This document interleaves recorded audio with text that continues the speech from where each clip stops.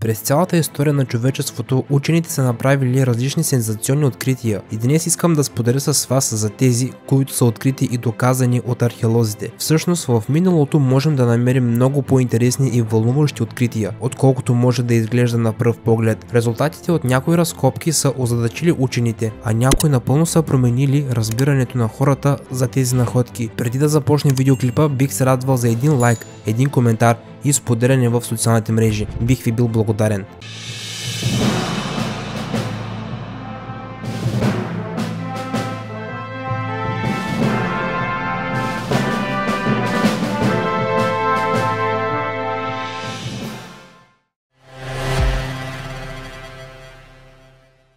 Колесница с коне. През 2011 година китайски археолози са открили дървени колесници и останки от коне в гробницата на династия Джоу. Изглежда, че има нещо необичайно. Всъщност са били намерени колесници още преди години. Например в Египет. Тези находки са се оказали на почти 3000 години. Колесниците са направени през 770 година преди нашата ера. Има общо 5 и 12 теглича за коне. Въпреки че този гроб е много малък, от известната армия на Терекота, открита през 1974 година в района на Лишан, находката е уникална с това, че изобщо не е пострадала през годините, а дори и след разрушителните действия на крадците, които са се опитвали да откраднат част от тях. Археолозите смятат, че гробницата принадлежи на служител, известен по това време на династията. Прибори, метални оръжия и надписи. Определено човекът е бил с високи умствени способности. Тази гробница се е превърнала в наистина завладяващо откритие за историците, тъй като им е позволила да разберат погребалните обичаи на времето. Между другото, любителите на животните могат да се отдъхнат с облегчение. Археолозите казват, че положението на легналите настрани коне показва, че те вече са били мъртви към момента на погребението.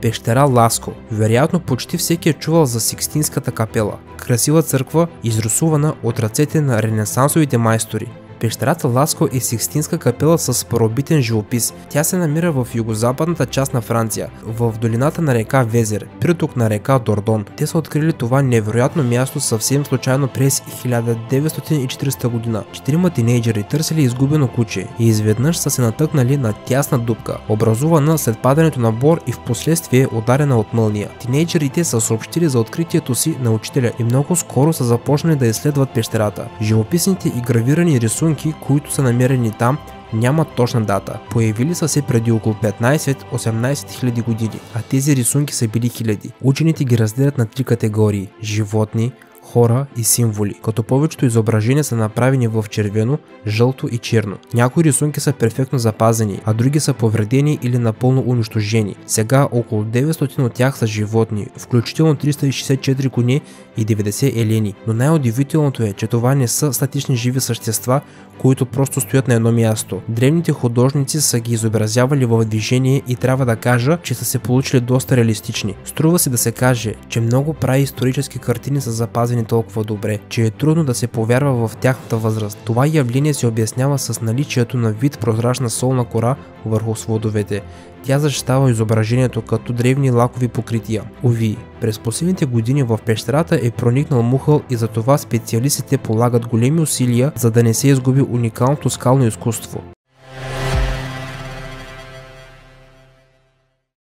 Механизъм от Антикитира. Когато става въпрос за първият компютър, повечето хора си представят някакви огромни изчислителни машини, датиращи от 40-те години. Но учените знаят друг пример за невероятен механизъм, който е открит много по-рано. През 1900 година обикновени рибари са открили руините на древен кораб на дъното на морето. На следващата година гръцки археолози с помощта на водолази са започнали да изследват потъналият кораб. Оказало се, че това е римски търговски кораб, който се е разбил. От дъното на морето са издигнати множество артефакти, бронзови и мраморни статуи, амфори и всичко, което очаквате да видите от древен кораб. Сред другите предмети е имало безформена буца от бронз, цялата покрита с варовикови отлагания. Всеки друг вероятно би я изхвърлил като ненужен буклук, но не и учените. След като са изчистили всичко ненужно от бучката, те са открили сложен механизъм с много бронзови зъбни колела, остатъци от задвижващи валове и измервателни везни, а също така са успели да различат някои някои надписи на старогръцки. Разбира се, след като е стоял в продължение на 2000 години на морското дъно, механизмът е стигнал до нас в силно повреден вид, но все пак предизвиква голям интерес за изследователите и учените. Почистването на устройството е отнело усърдна работа, което е продължило повече от едно десетилетие. В резултат на това учените са стигнали до заключението,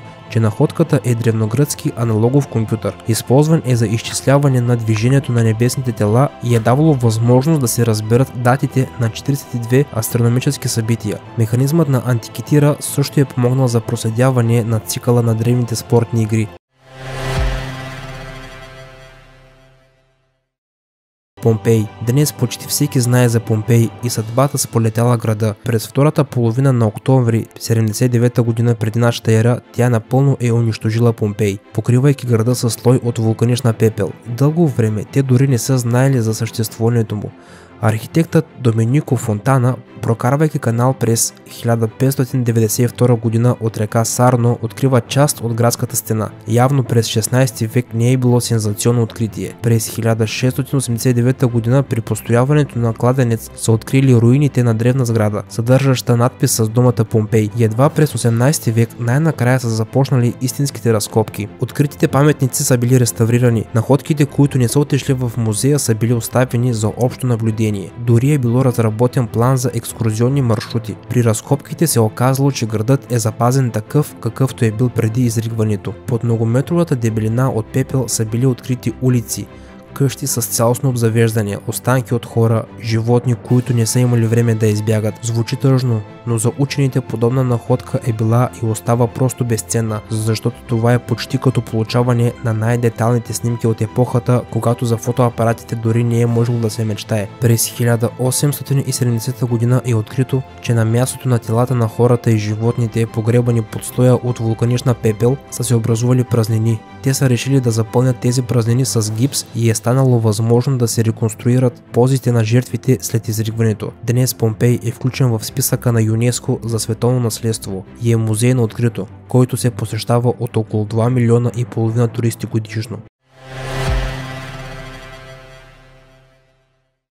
Розетски камък. През 1799 година френският капитан Бушар, докато е строял укрепления в района на египетският град Розет, се натъква на голям камък, покрит с неразбираеми букви. За щастие офицерът е бил образован и е разбрал, че находката ще е много ценна за учените. От 1802 година камъкът намира своето място в залата на Британския музей в Лондон и веднага е предизвикало голям интерес. Надписите са били ясно написани на 3 езика. Долният е бил лесен за четене, било е на старогръцки и е съдържало поздравления за присъединяването на Птолемей V Епифан от египетските свещеници. Горният надпис се е състоял от иероглифи, а средният е бил с демотическа писменост. Учените през 19 век не са могли да прочитат тези две части, въпреки че са правили многобройни опити. И накрая през 1822 година френският лингвист Жан-Франсуа Шамполион е започнал да дешифрира розетският камък. Той е предположил, че имената на Птолемей и Клеопатра са поставени в текста. Хипотезата е била много смела, тъй като преди това се е смятало, че всеки иероглиф е трябвало да обозначава конкретна дума, но Шамполион е твърдял, че древногръцката азбука е сричкова и се оказал прав. Откритието на Шамполион е дало тласък на активното изучаване на египетската иероглифна писменост, а копие на розетският камък все още е популярен в Британският музей.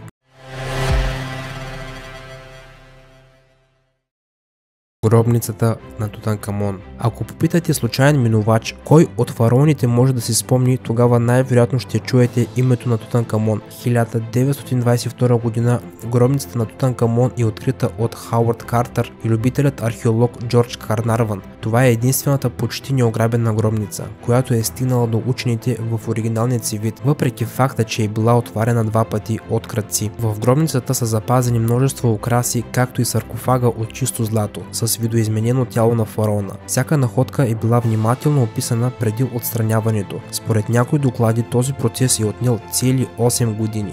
Сега си представете колко артикула е имало. Откриването на гробницата се е превърнала в едно от най-големите събития в историята на египтологията и световната археология, което не само е дало възможност да се научи повече за живота от онази епоха, но и е събудило отново интереса на изследователите към египетската култура. И именно на гробницата на Тутанкамон Плутон дължим историите за проклятията на фараоните. Предполагаемата мистична смърт на членовете на експедицията все още плашат хората. Геоглифите в Назка. Геоглифите са орнаменти на земята, дълги повече от 4 метра. Много геоглифи са толкова големи, че могат да се видят само от въздуха, а най-известен пример са геоглифите на Назка. На огромно плато днес са известни около 30 рисунки, както и около 13 000 линии и ивици, плюс около 700 геометрични фигури. Приблизителната дълбочина на линиите са от 10 до 15 см, като те са направени максимално опростени, като се отстранява горният червеникъв слой на скалата. Поради полупустинен климат те са запазени от древни времена. Тъй като изображенията достигат няколко стотин метра дължина, е трудно да се разпознаят от земята. Официално геоглифите на Назка са открити едва в съвремието, когато масово пилотите са минавали над тях и е нямало как да не бъдат забелязани. Но защо са били необходими такива огромни изображения? Антрополози, етнолози и археолози са изследвали древната култура на Назка, за да се опитат да определят предназначението на линиите и фигурите. Една от хипотезите е, че древните хора са ги създали толкова големи, за да могат изображенията да се видят от небесните божества. До сега изследователите не са стигнали до консенсус по този въпрос. Може би линиите имат някакво астрономическо или религиозно значение. Например, са отбелязани някои съвпадения на линиите и положението на Слънцето в деня на лятното слънцестояние. Фигурите на животните могат да маркират пътищата, следвани в церемониалните процеси, вероятно завършващи с жертвоприношението на тези животни, но този пъзел все още не е разгадан на 100%. Чували ли сте за каменните глави от остров Пасхи? Фигурите, които се наричат Моай, са една от мистериите на нашето време. Огромни статуи, най-голямата от които тежи 86 тона. Смята се, че са направени между 1250 и 1500 година. Създаването и транспортирането на Моай е изисквало невероятни физически усилия и истинска креативност. Преценете сами, най-високата фигура достига 10 метра височина и всичките са направени на едно място, а за най-голямата фигура на острова се смята, че е около 21 метра и тегло около 165 тона.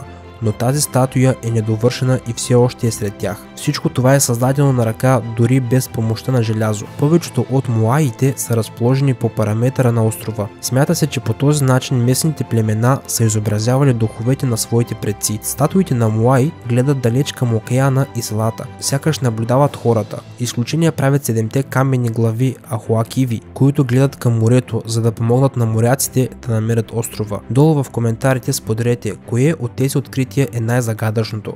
Аз бях Айхан Инфая, приятели. Ако видеоклипът ви е харесал, не забравяйте един лайк, един коментар и едно споделяне в социалните мрежи. Също така, ако желаете да получавате уведомления за моите нови видеоклипове, то тогава да се абонирате за моят канал с камбанка. Чао, приятели! И очаквайте съвсем скоро много нови интересни видеоклипове.